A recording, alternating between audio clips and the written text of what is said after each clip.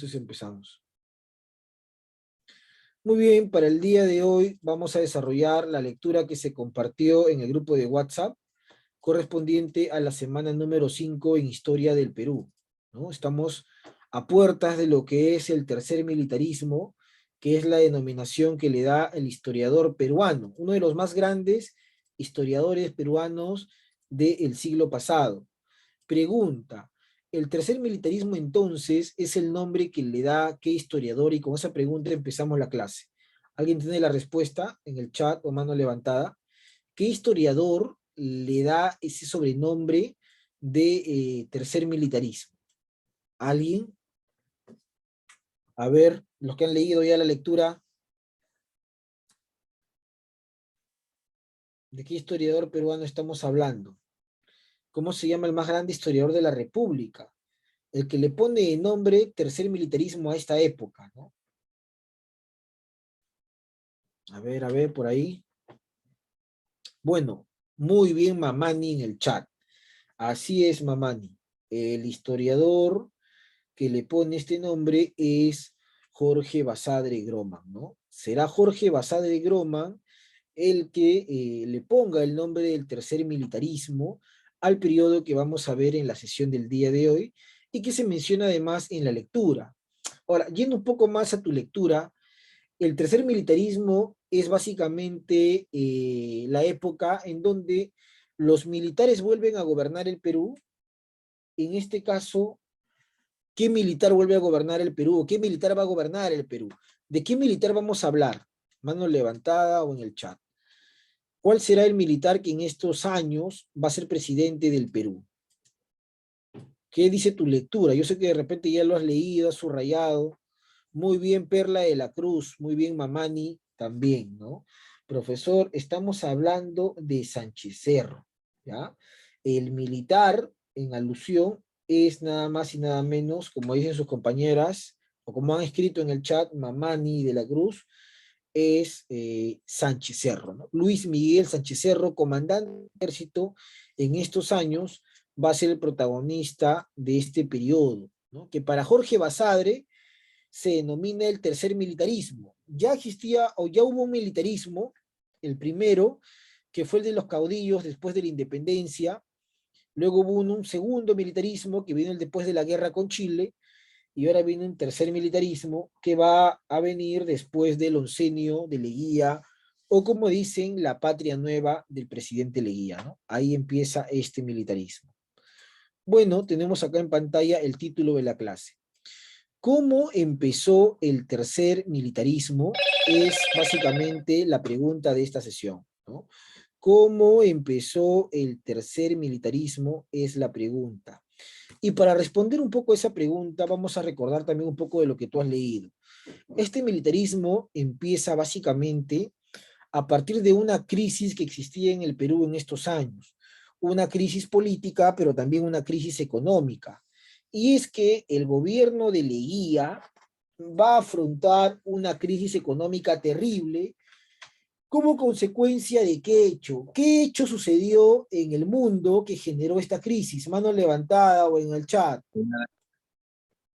Mano levantada o en el chat. ¿Qué hecho sucedió en el mundo? Balcázar Huiza, te escuchamos. El fin de la Segunda Guerra Mundial, No. ¿no? Bueno, ¿Alguien por ahí? Está en la lectura. Recuerden que se compartió, profesor, ¿qué lectura habla? No he visto. En el grupo de WhatsApp se envió una lectura, creo que está por acá, lo voy a compartir. Ahí está. Para que tú lo puedas observar, ahí está la lectura, ¿no? Ya, pero yo sé que es una crisis económica, pero ¿cómo se llama esa crisis económica, no? Es una respuesta muy general. No han pasado muchas crisis en la historia, pero ¿de qué crisis económica estamos hablando, básicamente? ¿Qué sucedió en el mundo que generó la caída de Leguía y por ende que surge este militarismo? Algo había pasado en el mundo, muy bien Berríos en el chat, el famoso crack del 29. El crack del 29 es el gran problema económico que sucede y que generará una crisis en el gobierno de Leguía, y como hay una crisis en el gobierno de Leguía, ya no hay dinero para hacer obras, ¿no?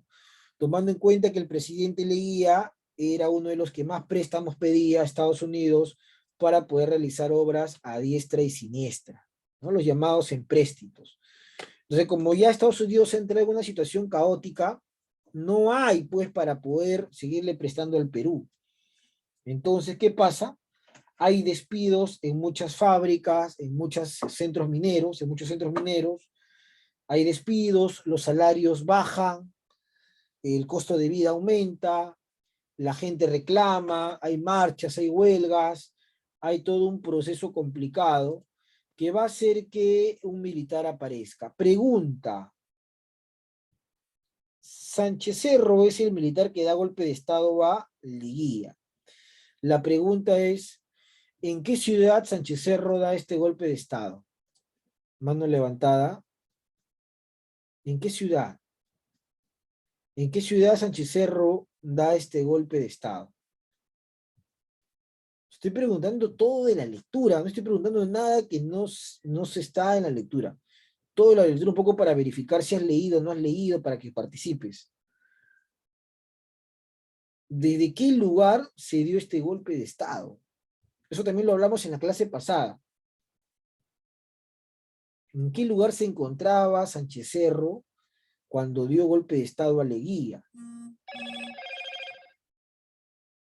¿De qué lugar estamos hablando? A ver en el chat. Muy bien, Mamani, correcto. Usted lo ha escrito muy bien. Desde Arequipa, ¿no? Desde la ciudad de Arequipa, Sánchez Cerro, comandante del ejército, se pronuncia, da un golpe de estado y recibe el apoyo del ejército, obviamente, y también de la oligarquía peruana, ¿no? De las grandes familias que durante el gobierno de Leguía habían sido postergadas por el presidente, ¿no? Recuerda que Leguía financia sus obras con el capital norteamericano. Bueno, el propósito de la clase es explicar las características del gobierno de Sánchez Cerro. Y para eso tenemos este esquema. La lectura que he compartido se resume en este esquema de clase. Tercer militarismo que abarca desde 1930, básicamente, hasta 1939, ¿ya? Desde 1930 hasta 1939. Es el periodo que abarca el tercer militarismo. Bueno, vamos a conocer un poco las características de este periodo. Acá dice características. Y vamos a ver un poco las características de tipo político, ¿no? ¿Qué pasó en este llamado tercer militarismo que abarca casi 9, un poquito más incluso, el tiempo cronológico? A ver, voluntario para que lea las características políticas, fuerte y claro. Mamani, le escucho. Gobiernos militares autoritarios con influencia del fascismo persiguen y legalizan al APRA y al PSP en defensa de los intereses oligárquicos. Creación de la Constitución de 1933 y el Código Civil de 1936. Muy bien, Mamani, muchas gracias. Punto para usted.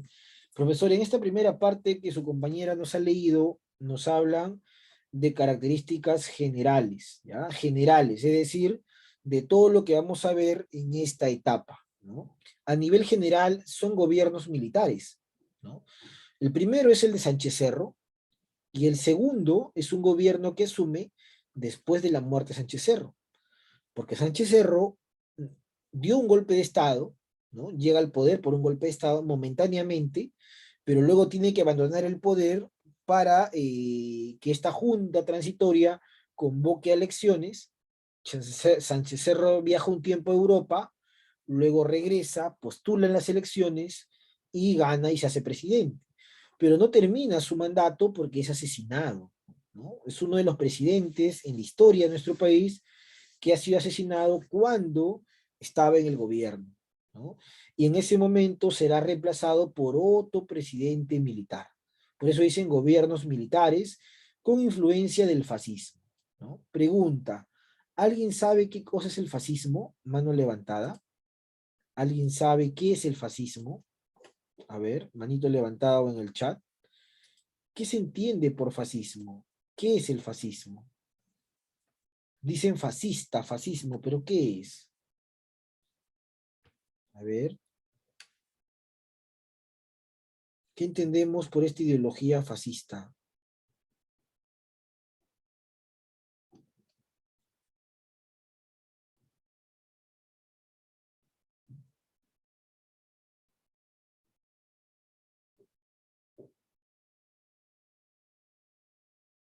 Bueno, a ver, me están escribiendo en el chat. Valerie Paredes, un movimiento político y social. Sheila Mamani, un movimiento. Yo sé que es un movimiento, yo sé que es un movimiento, pero ¿por qué se caracteriza el fascismo? O sea, ¿qué es? Es un movimiento político, pero ¿qué? Porque, por ejemplo, el liberalismo es un movimiento político, ¿no? Pero ya, ¿pero qué cosa tiene de especial el fascismo? Ah, muy bien, Guimaraes, así es. Una característica del fascismo es que es básicamente autoritario, ¿no? Muy bien. Una característica es su autoritarismo. Es decir, profesor, el partido o la ideología fascista busca el control de todo, ¿no? En un sistema fascista no existe democracia, ojo, ¿ah? ¿Por qué? Porque el Estado controla absolutamente todos los poderes, ¿no? Está vinculado también a los grupos de poder, está vinculado a los nacionalismos, ¿ya? Entonces, y se busca siempre la imagen de un caudillo, alguien poderoso, alguien fuerte, ¿no? Ese es un fascismo. Y ese fascismo tiene su origen en Italia, ¿ya? En Italia, donde el ejemplo más claro es Benito Mussolini, ¿no? El control total del Estado. Los fascistas odian, por ejemplo, a los izquierdistas o comunistas, ¿no? El fascista no cree en la democracia, por ejemplo, tampoco, ¿no? Y si no cree en la democracia, no cree en la voluntad del pueblo. El fascismo habla de imposición, ¿no? Ya. Entonces, estos militares supuestamente tienen esa característica, ¿ya? Estos militares, tanto Sánchez Cerro como Benavides, que lo va a reemplazar. Otra característica de esta época es que el APRA, que ya existe, el APRA que es un partido de la época de Leguía, el APRA que había sido fundado por quién, mano levantada en el chat. Esa es una de las clases que vimos ya en semanas pasadas. ¿Quién fundó el APRA? ¿Quién fue el fundador del APRA? A ver, ¿quién había fundado el APRA? Muy bien, Berríos. Aya de la Torre, ¿no? Aya de la Torre en México fue el que fundó el APRA. ¿Y quién fundó el PSP? El Partido Comunista del Perú. ¿Quién lo fundó? A ver, ¿quién fundó el PSP? Mano levantada, chat, audio. Muy bien, Mamani. José Carlos Mariátegui, ¿no? Ahí está. Entonces, profesor, muy bien, Mamani, acaba de llegar a 20 en la clase de hoy, en el oral. Entonces, profesor, tal como tenemos en mención, el APRA y el PSP ya existían como tal y fueron fundados en la época de Leguía, Aya de la Torre y Mariátegui. Mariátegui estaba muerto, murió muy joven, y el que estaba todavía en vigencia era Aya de la Torre. Aya va a ser uno de los candidatos y uno de los políticos que en esta época va a participar y van a generarse enfrentamientos con Sánchez Cerro. Lo vamos a ver a lo largo de la clase. Bueno, en estos años se crea una constitución política, la del 33, que reemplaza ¿a cuál, profesor? A la de Leguía, la de 1920. Algo interesante de esta constitución es que, por ejemplo, se establece que ahora los años de gobierno van a ser 6, ¿no? 6. Ahora un presidente va a gobernar 6 años. Se establece el divorcio como un mecanismo legal, algo antes que algo no existía. La mujer puede participar en elecciones, pero en elecciones de tipo municipales, no presidenciales, ¿ah? Y solo participaban las mujeres que sabían leer, escribir, que eran casadas o que tenían hijos o familia, ¿no? Solamente ellas. No participaban todavía en política los analfabetos. Aquel que no sabe leer ni escribir no podía emitir su voto, ¿no? Eso es algo de lo... La Constitución también establecía que no había reelección presidencial, ¿no? La Constitución de 1933. Bueno, entonces en esta época tenemos algunos datos además, justamente acá lo menciona, la Constitución del 33 permitía el voto femenino en elecciones municipales, ¿no? Aunque eso decía la ley, pero eso no se daba porque no habían elecciones municipales, pues, ¿no? La mujer recién va a votar casi 20 años después. Bueno, luego tenemos acá, profesor, algunas características económicas y de tipo internacional, que vamos a ver a continuación. A ver, voluntario para que lea. Valerie Paredes, te escucho. Económicas. Depresión mundial del capitalismo y lenta recuperación. Incremento de la intervención estatal. Ley de bancos. Creación de la banca de fomento. Banco agrícola y banco industrial. Sigue.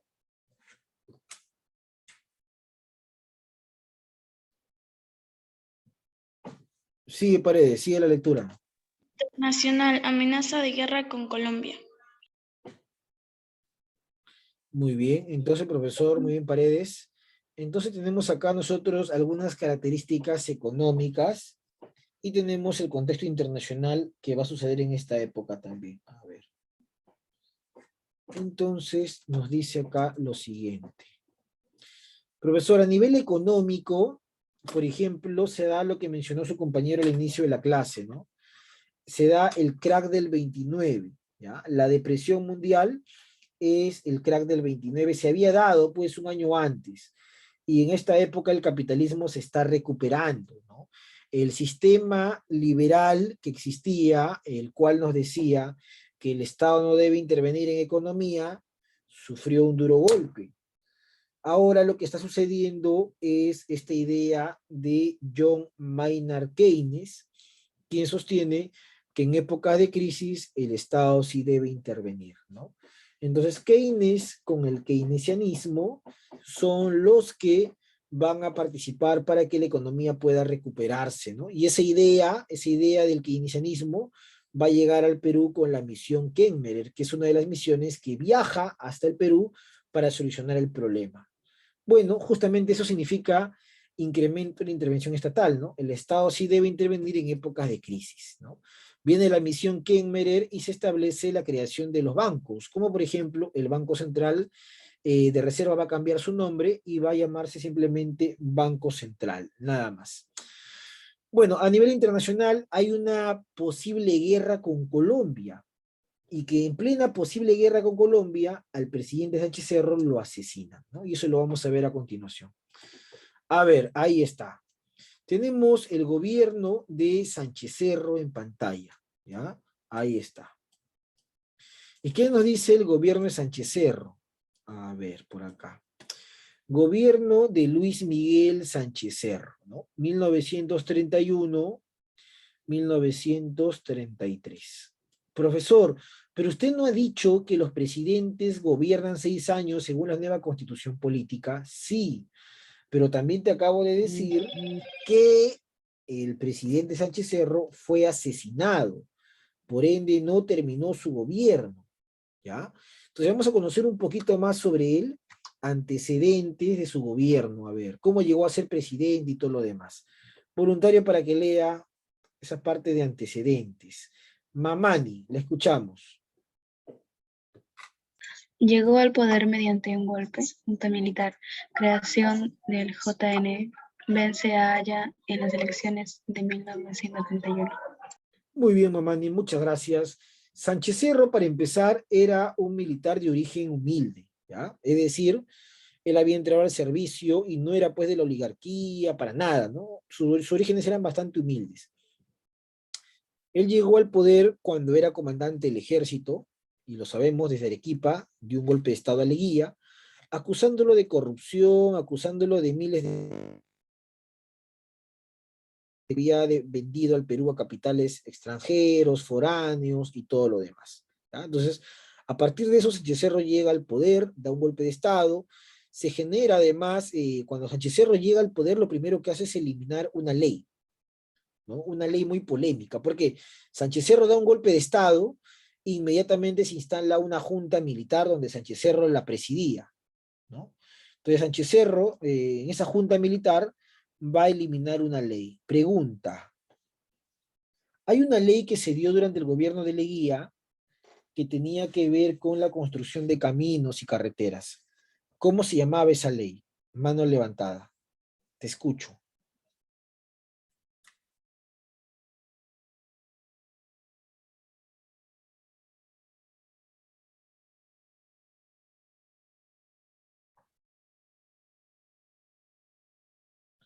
¿Cómo se llamaba la ley que eliminó Sánchez Cerro? No hay una ley muy importante que Sánchez Cerro elimina Cuando llega al poder, cuando llega e instala este tema de junta militar. ¿Qué ley elimina? Y se gana el apoyo también popular, de pasada. ¿Qué ley fue?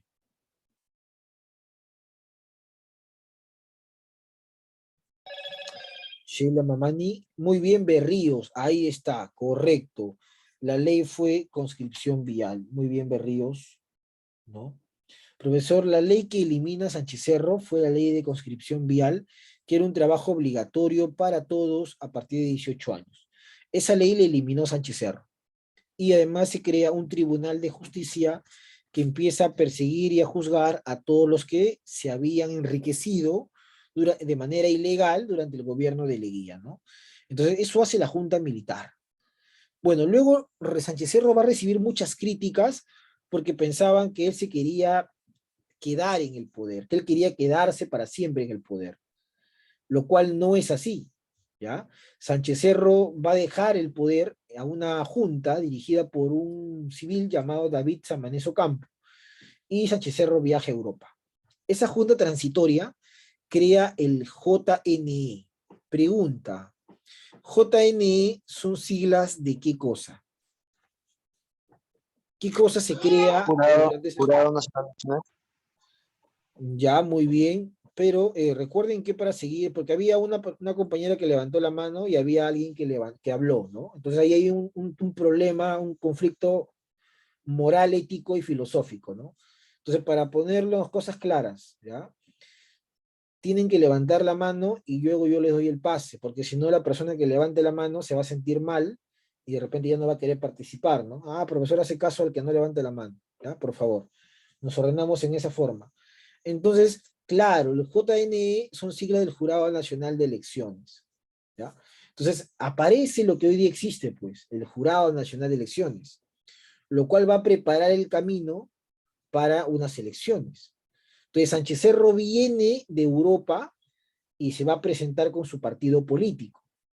El partido político de Sánchez Cerro es un partido que se va a llamar Unión Revolucionaria. Eso también está en la lectura que he compartido, ¿ya? La Unión Revolucionaria. Es un partido de tendencia fascista.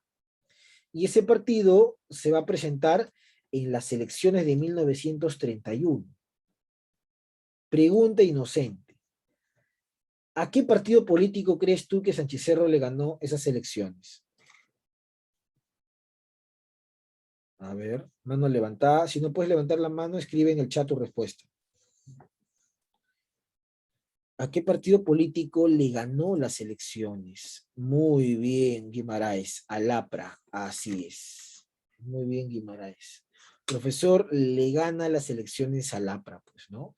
Entonces, cuando le gana las elecciones al APRA, vence a Haya en las elecciones del 31, básicamente hay un problema, porque decían que Sánchez Cerro había ganado con trampa, ¿no? Con fraude, porque las elecciones fueron bien apretadas, ¿ah? Bien apretadas, bien reñidas, ¿no?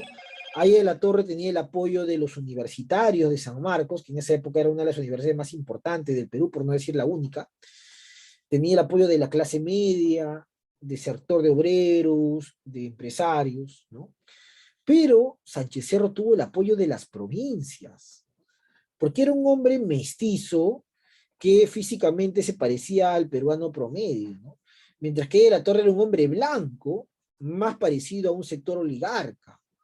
Entonces Sánchez Cerro gana las elecciones, pero los apristas no lo aceptan, ¿no? Denuncian que ha habido fraude. Por eso es que el gobierno de Sánchez Cerro va a ser un gobierno bastante conflictivo, así como el gobierno de Castillo ahora, ¿no? Que tú ves oposición del Congreso, de la prensa, algo así. Así era el gobierno de Sánchez Cerro, ¿no? Si a Castillo y a su gente le dicen que son terroristas y todo lo demás, a Sánchez Cerro también los llamaban golpistas, fascistas. Entre comillas, fue un gobierno bastante inestable, ¿no? Como era un gobierno inestable, como lo criticaban desde los medios de comunicación, había un periódico llamado La Prensa, que la otra era La Protesta, que apoyaban al APRA, ¿no? En San Marcos lo criticaban a Sánchez Cerro bastante. Entonces Sánchez Cerro da una ley, pues, la ley de emergencia, ¿no? En la cual se busca, profesor, perseguir a todos aquellos que son opositores al gobierno. se cierran imprentas, se cierran periódicos, se busca impedir que la gente se concentre en locales, hay toda una represión contra los que criticaban al presidente Sánchez Cerro. Es como si te imaginaras que Castillo ordene, por ejemplo, que a toda la gente que está protestando ahora en las calles, ¿no? Que son los que protestan y dicen Castillo no me representa, ya es como que Castillo ordenara que salga el ejército y les meta agua, les dispare, algo así era la ley de emergencia, ¿no?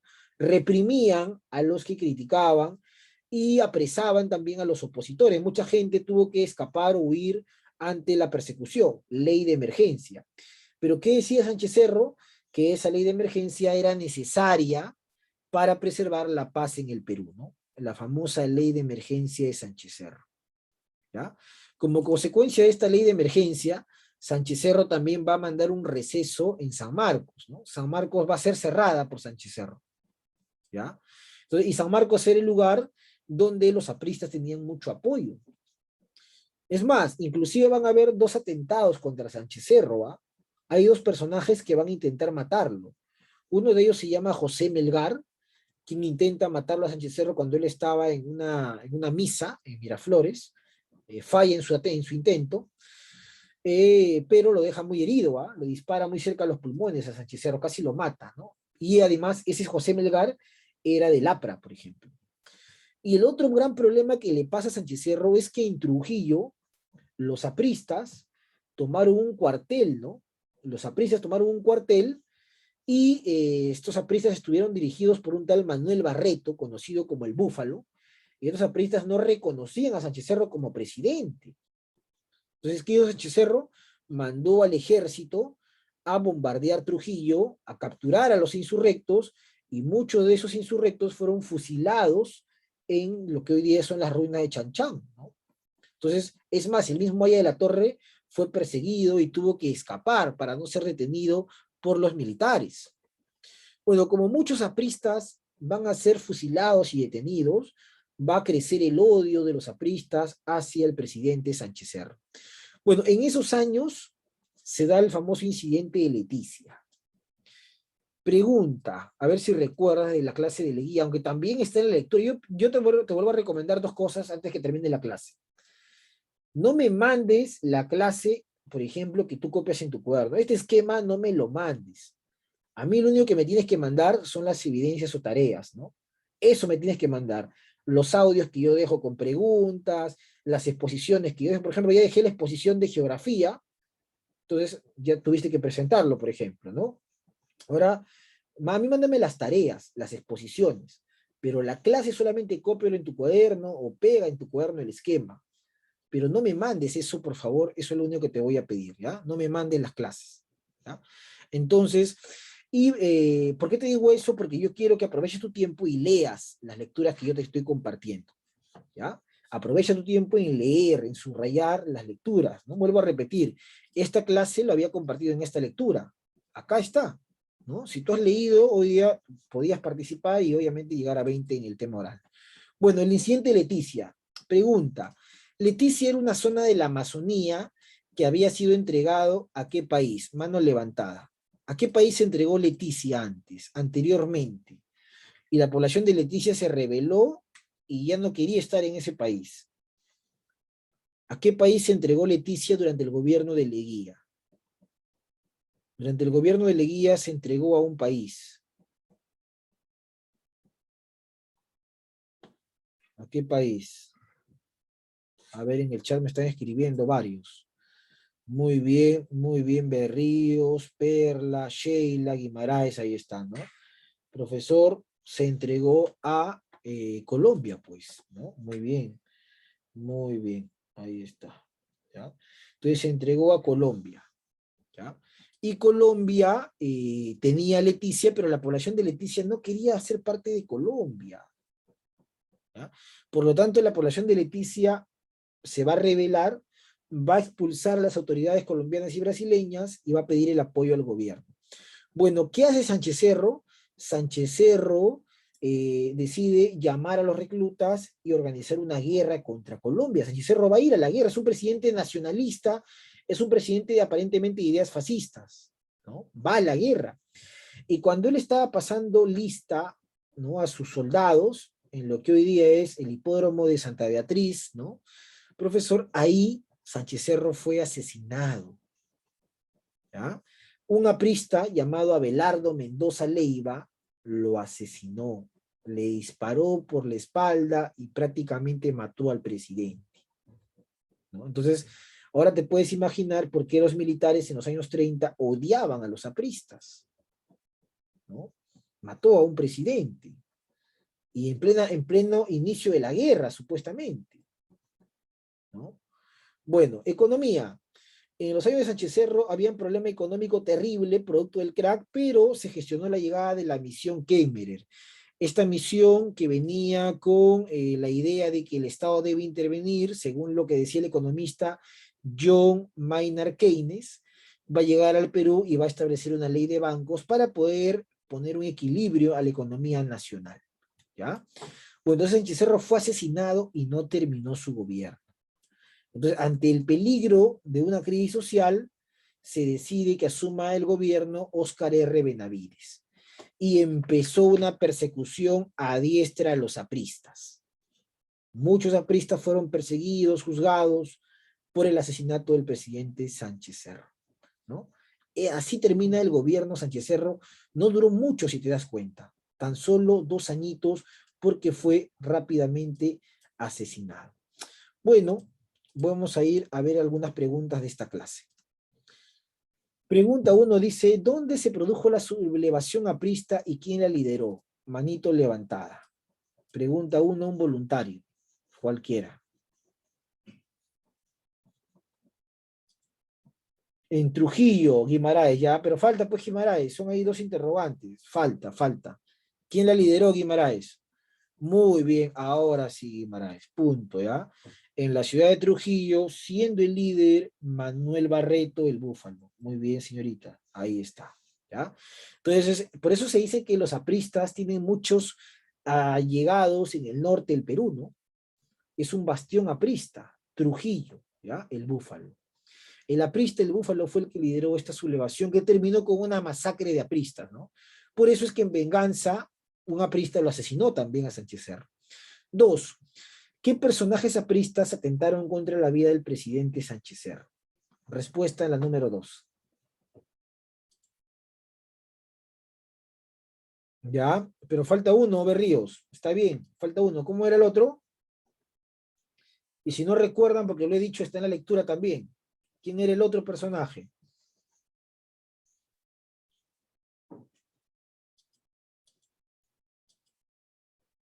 Muy bien, correcto, Guimaraes. Ahí está. Uno era José Melgar y el otro era Abelardo Mendoza Leiva. Muy bien, Guimaraes, le informa que acaba de llegar a 20 en la clase del día de hoy, ¿no? Ahí están los 2 apristas. El primero lo intentó asesinar cuando él estaba en una misa en Miraflores, y el segundo es el que finalmente le quita la vida cuando él pasaba reserva para la guerra con Colombia, ¿no? Ahora, ¿pero hubo guerra con Colombia? Bueno, eso te lo voy a contar en la siguiente clase, pues. Vamos a ver la pregunta 3. ¿Qué constitución promulgó el gobierno de Sánchez Cerro? Ya, esa es más sencilla, ¿no? Constitución donde se establece el divorcio, no hay reelección, 6 años de presidente. Muy bien, Perla y Mamani, ¿no? Ahí está. La de 1933. Muy bien, Mamani. Ahí está. ¿No? Ahí, por ejemplo, no hay reelección presidencial, ¿ya? Entre otras cosas, ¿no? Divorcio y todo lo demás, ¿ya? ¿Qué más tenemos por acá? 4. ¿Cuáles fueron los principales partidos opositores en las elecciones de 1931? O sea, ¿qué partidos políticos se enfrentaron? Es lo que te dice la pregunta. Una pregunta muy fácil también, ¿ah? ¿Qué partidos políticos? Muy bien, ahí está. Pero me están diciendo solamente uno, pues. La pregunta dice ¿qué partidos? Ya, falta ahí esa respuesta en el chat. ¿Ah? Falta. Tiene que decirme completo porque todo está en la lectura. Yo lo que estoy, y es más, yo lo he dicho ahora en clase también, lo he repetido en clase. Por eso esto funciona así. Tú lees, subrayas y complementamos con la clase. Esa es la idea, ¿no? Tú lees, subrayas y con la clase complementamos. Y si hay algo que no entiendes en la lectura, Tú lo preguntas en la clase. Ese es el mecanismo, esa es la idea. Pregunta 4, todavía sigo esperando las respuestas. ¿Cuáles fueron los principales partidos opositores en las elecciones del año 1900? Muy bien, ahora sí, Berríos, punto. Ahí está, la Unión Revolucionaria y el APRA, ¿no? Ahí está. Berríos acaba de llegar a 20 en la clase de hoy. Ahí está. Entonces, la Unión Revolucionaria, partido de Sánchez Cerro, de tendencia fascista, ¿no? Y el APRA es un partido fundado por ahí en México, supuestamente antiimperialista. Bueno, recuerden las indicaciones de esta clase. No enviar la clase, solo enviar las evidencias, es lo único que se pide. Chao, chao, cuídense mucho.